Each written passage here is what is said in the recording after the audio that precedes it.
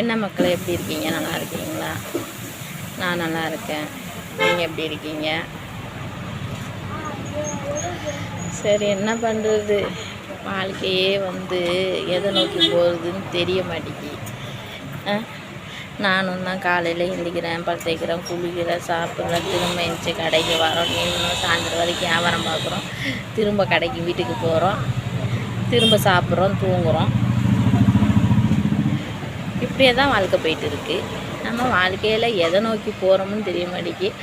அது எனக்கு இப்படி இருக்குன்னு நான் நினச்சிட்டு இருந்தேன். அந்த மக்களும் போகிறாங்க வராங்க, இப்படி ஒரு தடவை வண்டியில் போகிறாங்க, இப்படி ஒரு தடவை வண்டியில் போகிறாங்க, இப்படி போகிறாங்க, இப்படி போகிறாங்க, இப்படி போகிறாங்க, இப்படி வராங்க.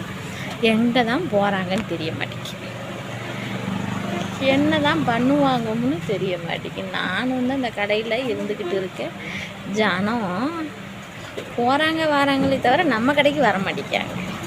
மலை மலை மலை மலை மலை மலைன்னு அதை கொடுங்க, இது கொடுங்க, இதை கொடுங்கன்னு வியாபாரம் பார்க்க வேண்டாமா? நானும் சும்மா எவ்வளோ நேரம் தான் உட்கார முடியும்?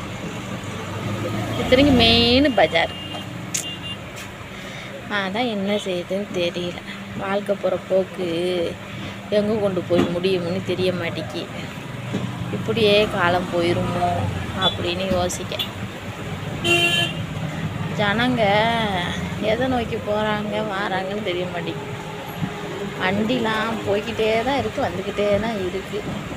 இந்த பரபரப்பான சூழ்நிலையில் மக்கள் ஓடிக்கிட்டே தான் இருக்காங்க. எங்கே தான் போவாங்களோ, என்ன தான் பண்ணுவாங்களோ? சப்பா முடியலடா சாமி.